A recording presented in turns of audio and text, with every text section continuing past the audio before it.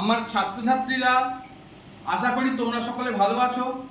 আমি অনেকদিন ধরে তোমাদের কোনো ভিডিও দিতে পারিনি, কারণ অসুস্থতার কারণে এবং অন্যান্য কিছু কারণের জন্য তোমাদের সঙ্গে আমার যোগসূত্র স্থাপন হয়নি। যাই হোক, আমি আজকে থেকে আবার তোমাদের পড়ানো শুরু করছি।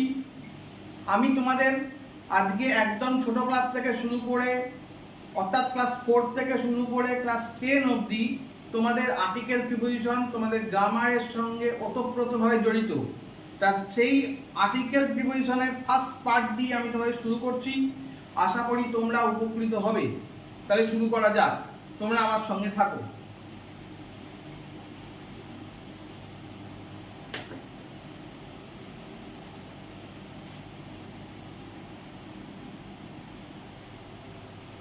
ছাত্ররা দেখো, ইংরেজি ব্যাকরণে এ এন্ড ডি কে আর্টিকেল বলা হয়। আর্টিকেল কথাটাকে আবার ডিটারমাইনার বলা হয়। কেন বলা হয়? দেখো, এই শব্দগুলোকে অ্যাডজেক্টিভ না বলে বর্তমানে ডিটারমাইনার বলা হয়। কেন অ্যাডজেক্টিভ বলা হচ্ছে, কথাটা উল্লেখ করলাম কেন? কারণ দেখো, আমি বললাম যে আই হ্যাভ এ পেন, আমার একটি কলম আছে। তা সেক্ষেত্রে কি হচ্ছে, আই হ্যাভ এ পেন, আমার একটি কলম আছে। পেন হচ্ছে নাউন, তাই নাউনের আগে এ বসছে। তাই তোমাদের স্বভাবতই মনে হতে পারে যে নাউন বা প্রোনাউনের আগে যে শব্দ বসে তাকে অ্যাডজেক্টিভ বলে, আমরা শিখেছি। তাহলে কিন্তু আবার অ্যাডজেক্টিভের সংজ্ঞা এটাও বলে যে শব্দ দ্বারা দোষ, গুণ, অবস্থা, সংখ্যা, পরিমাণ ইত্যাদি বোঝায় তাকে অ্যাডজেক্টিভ বলে। তাহলে এখানে দেখো এ এন্ড ডি, এটা দিয়ে কিন্তু দোষ, গুণ, অবস্থা, সংখ্যা, পরিমাণ ইত্যাদি বোঝাচ্ছে না। অবস্থা, পরিমাণ ইত্যাদি বোঝাচ্ছে না। সংখ্যা কিছু একটা নির্দিষ্ট করে একটাই বোঝাচ্ছে, কিন্তু অনেক সংখ্যা কিন্তু এসের সাহায্যে বোঝাচ্ছে না। তাহলে অ্যাডজেক্টিভের বৈশিষ্ট্য কিন্তু সম্পূর্ণরূপে থাকছে না। তাই বর্তমানে যারা ইংরাজিবিদ, ইংরাজি নিয়ে যারা আলোচনা করছে, সবসময় ডিসকাশন করে, তারা কিন্তু গ্রামারে অ্যাডজেক্টিভ বর্তমানে আর এ এন্ড ডি কে বলা হচ্ছে না। প্রথাগত গ্রামার যেটা আগে ছিল, সেই মতবাদ অনুসারে তখন অ্যাডজেক্টিভ বলা হতো এ এন্ড ডি কে, কিন্তু বর্তমানে এখন এ এন্ড ডি কে আর অ্যাডজেক্টিভ বলা হয় না, তার বদলে ডিটারমাইনার বলা হয়। দেখো তোমাদের উল্লেখ করে দিয়েছি, ডিটারমাইনার, DETERMINERS, ডিটারমাইনার্স মানে যে নির্দেশক বলা হয়। তাহলে এ এন্ড ডি কে আর্টিকেল বা ডিটারমাইনার বলা হয়। আশা করি তোমরা বুঝতে পেরেছো। তাহলে এই আর্টিকেলকে দুই ভাগে ভাগ করা যায়, ভালো করে মন দিয়ে শোনো। আর্টিকেলকে দু ভাগে ভাগ করা যায়, একটা হচ্ছে ডেফিনিট আর্টিকেল, মানে নির্দিষ্ট ব্যক্তি বা বস্তুকে বোঝায়, আর একটা হচ্ছে ইনডেফিনিট আর্টিকেল বা অনির্দিষ্ট ব্যক্তি বা বস্তুকে বোঝায়। সেটা উদাহরণ হচ্ছে এ এবং এন। এ এবং এন কে বলা হয় ইনডেফিনিট আর্টিকেল, আর ডেফিনিট আর্টিকেল হচ্ছে দি, নির্দিষ্ট ব্যক্তি বা বস্তুকে বোঝাচ্ছে, মানে নির্দেশক সর্বনাম আর একটা অনির্দেশক সর্বনাম। এই হচ্ছে ডেফিনিট আর্টিকেল এবং অনির্দিষ্ট ব্যক্তি বা বস্তুকে বোঝাচ্ছে। তাহলে এতটা অবধি আমরা বুঝতে পারলাম সাধারণ ব্যাপারটা। এইবার দেখবো এ এন কোথায় বসে আর দি কোথায় বসে, সেইটা তোমাদেরকে এবার দেখাচ্ছি। তোমরা মন দিয়ে শোনো।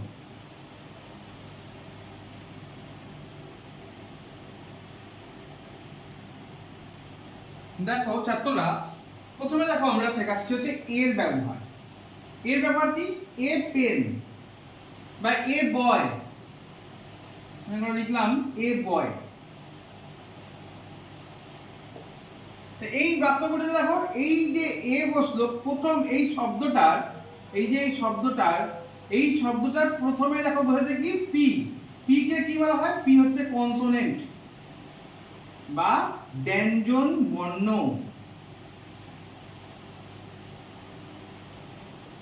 বা বলা যেতে পারে ব্যঞ্জন ধ্বনি।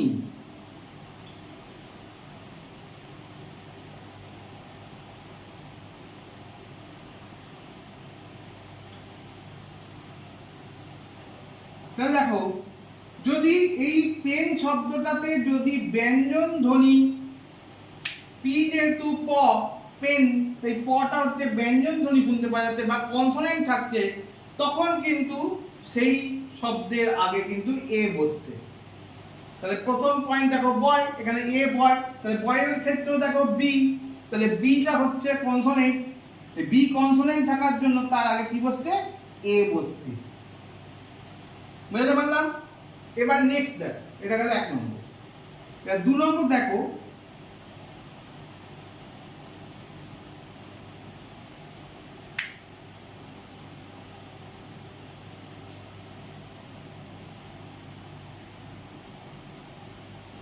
দেখো ভাওয়েল দিয়ে শুরু হওয়া কোনো একটা শব্দ,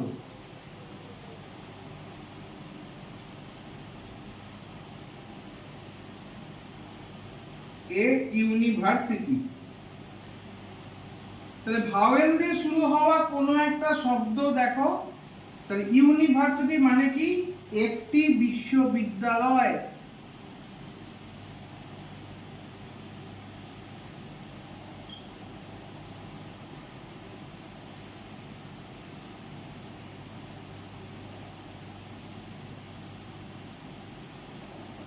তাহলে ভাওয়েল দিয়ে শুরু হয়েছে, দেখো ইউ ভাওয়েল আমরা সকলেই জানি, ইউটা হচ্ছে ভাওয়েল।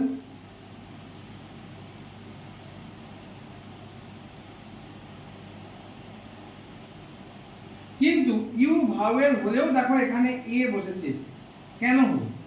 কারণ ইউ এর উচ্চারণ ইউনিভার্সিটি, এখানে ইউ এর উচ্চারণ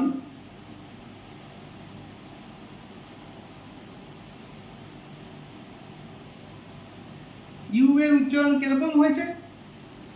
ইউ এর উচ্চারণ হচ্ছে ওয়াই ইউ, মানে হচ্ছে ইউ উচ্চারণ হয়েছে।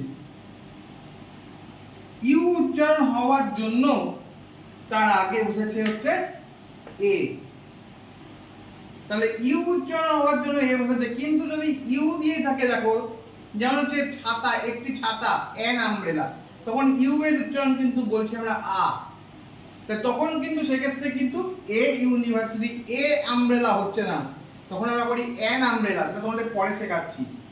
তাহলে আমরা 2 নম্বর পয়েন্টটা বুঝে গেলাম যে যদি কোনো শব্দের প্রথম অক্ষর ভাওয়েল থাকে এবং ভাওয়েল হলেও উচ্চারণ যদি ইউ এর মতো উচ্চারণ হয়, তখন সেক্ষেত্রে এ শব্দের আগে বসবে। তাহলে আমাদের প্রথম শিখেছি যে পেন, সেক্ষেত্রে দেখলাম পি শব্দটির প্রথম অক্ষর পি যদি কনসোনেন্ট বা ব্যঞ্জন ধ্বনি হয় তার আগে এ বসছে। 2 নম্বর শিখলাম যে ইউনিভার্সিটি মানে একটি বিশ্ববিদ্যালয়, সেই ইউনিভার্সিটির প্রথম অক্ষর ভাওয়েল হয়েছে এ ই আই ও ইউ ভাওয়েলের মধ্যে ইউ ভাওয়েল রয়েছে, কিন্তু উচ্চারণটা হয়ে যাচ্ছে হস্যই গোষ্ঠী ইউ, এইরকম উচ্চারণ থাকবার জন্য কিন্তু এ বসেছে শব্দের আগে। এবার আমরা 3 নম্বর পয়েন্ট দেখব।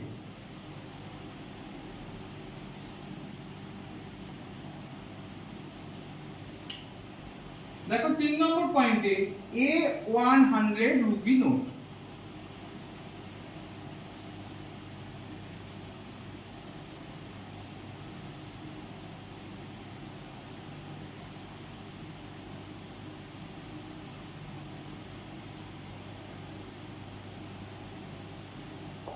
এটা মানে কি?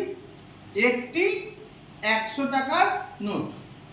এখানে দেখো এই যে ও 100 এর যে ও তো হচ্ছে ভাওয়েল, আমরা জানি, আগেরটাও শেখালাম সেরকম, ও হলো ভাওয়েল, কিন্তু ও এর উচ্চারণটা কি হচ্ছে?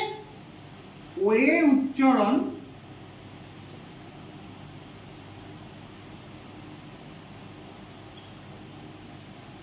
ওয়ার মতো হচ্ছে, ওয়া।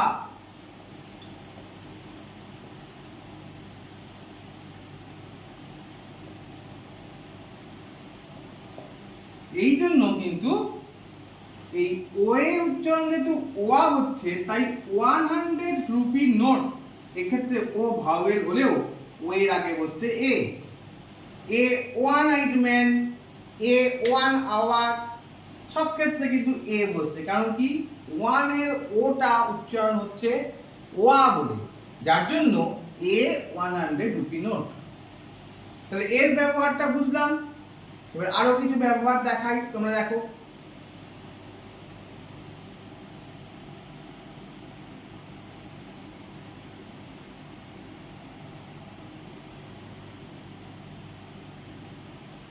একটা সেন্টেন্স তোমাদেরকে দেখাই, দেখো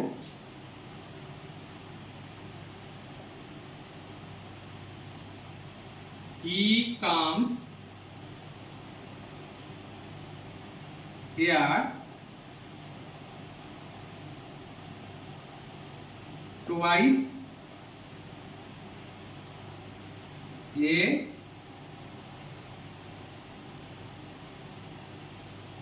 উইক। এটা উচ্চারণটা হচ্ছে টোয়াইস।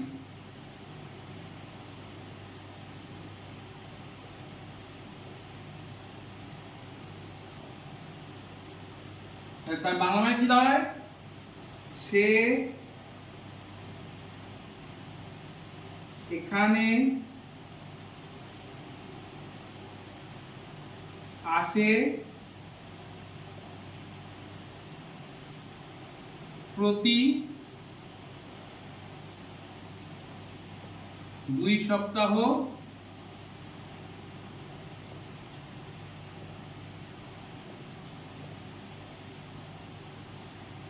পরে। তাহলে সে এখানে আসে প্রতি 2 সপ্তাহ পর। তাহলে প্রতি বা ইচ এগুলো যদি থাকে তখন তার আগে কিন্তু আমরা এ শব্দটা ইউজ করি। আবার এখানেও দেখো এই যে উইক রয়েছে, উইক, উইকের উচ্চারণ কি হচ্ছে? হু। হু হচ্ছে বলে, এবং ডাব্লিউ কে সেমি ভাবে বলা হলেও ডাব্লিউ কিন্তু এখানে উ উচ্চারণ, উইক আ উচ্চারণ হচ্ছে না, উ উচ্চারণ হচ্ছে, যার জন্য কিন্তু এ বসবে। আর প্রতি থাকার জন্য কিন্তু এ বসেছে।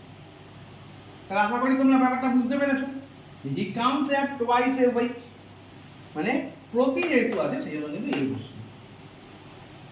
এবার নেক্সট তোমাদেরকে দেখাচ্ছি, দেখো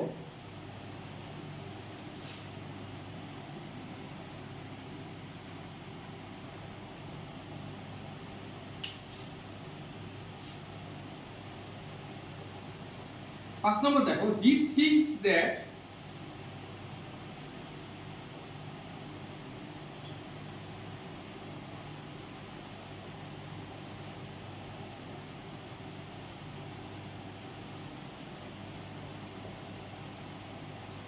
he is a রবীন্দ্রনাথ।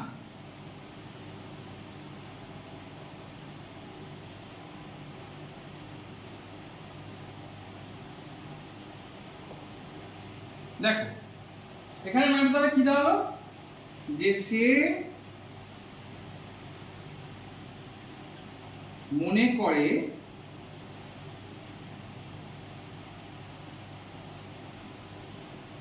যে সে হলো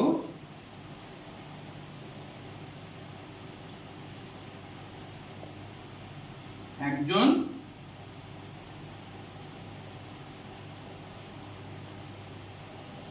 রবীন্দ্রনাথ।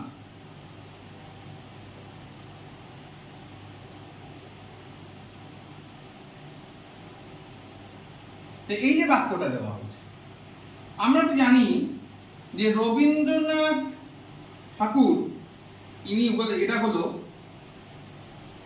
ব্যক্তিবাচক বিশেষ্য বা পার্সোনাল নাউন, আমরা জানি এটা।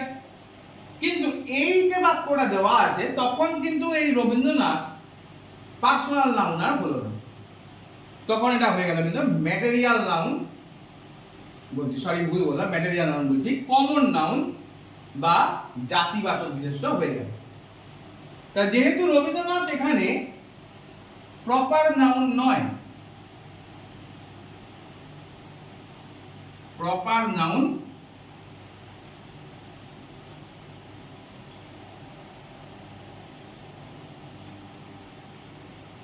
হলেও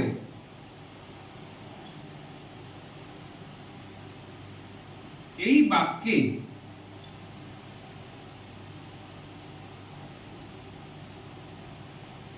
কমন নাউন হিসাবে ব্যবহার হয়েছে।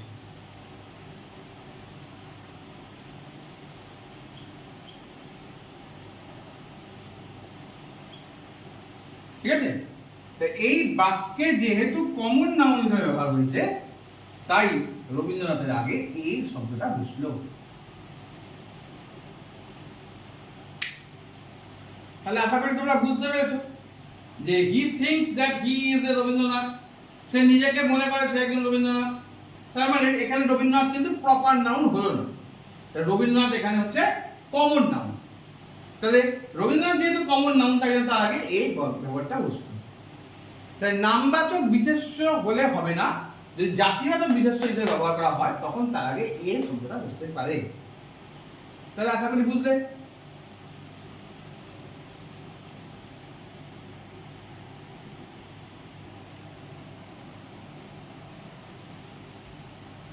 দেখো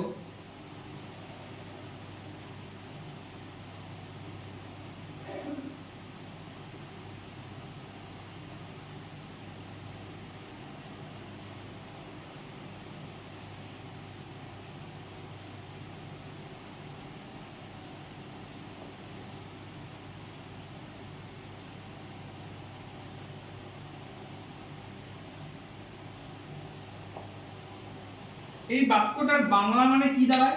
a dog is faithful to its master, মানে কুকুর হলো প্রভু বিশ্বস্ত তার প্রভুর কাছে। তাহলে এখানে যে এ ডগ, এটা কি একটা কাউন্টেবল নাউন?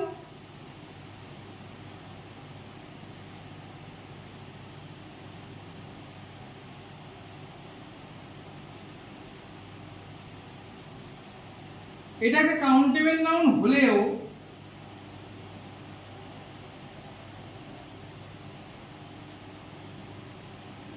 অল ডগস কে কিন্তু বোঝাচ্ছে।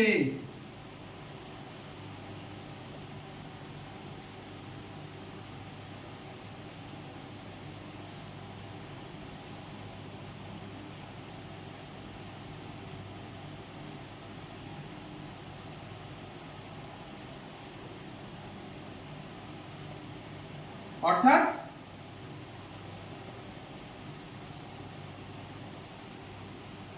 কুকুরের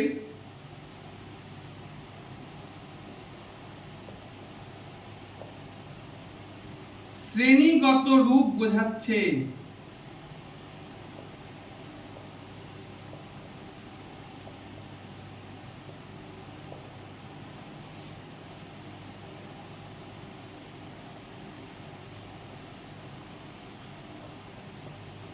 তাই এই ডগের আগে এ বসলো।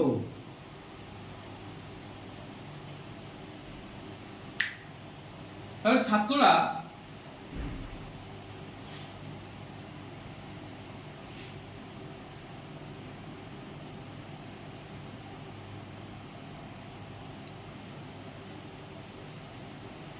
তাহলে আমি তোমাদের আজকে এ এন ডি প্রসঙ্গে আলোচনা করলাম।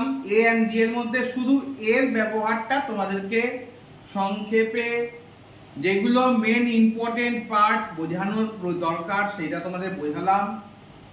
যদি তোমাদের ভালো লাগে তাহলে লাইক, শেয়ার, কমেন্টস এবং সাবস্ক্রাইব করবে, আর পাশে থাকা বেল আইকনে একটা প্রেস করে দেবে। তাহলে আবার যখন নতুন ভিডিও আপলোড করব সাথে সাথে তোমাদের নোটিফিকেশনে চলে যাবে। আজ তাহলে এই বলেই শেষ করছি। পরবর্তী ভিডিওতে এর আরো কিছু রূপ তোমাদেরকে আমি বোঝাবো। যদি তোমাদের কোনো প্রশ্ন জিজ্ঞাসা থাকে তোমরা কমেন্টের মাধ্যমে অবশ্যই জানিও।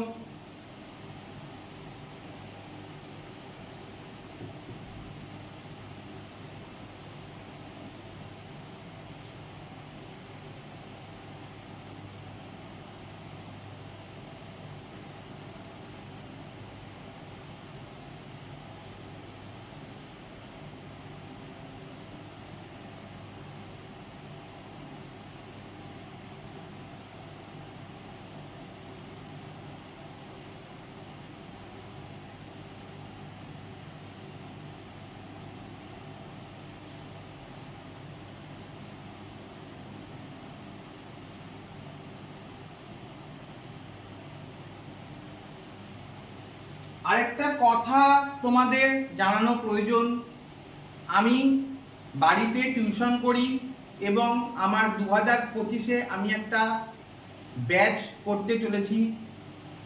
পড়ানোর ব্যাচ, আর্টসের সাবজেক্ট পড়ানোর জন্য আমি পড়াবো, আর সায়েন্স গ্রুপের জন্য আরেকজন মাস্টারমশাই তোমাদের পড়াবেন।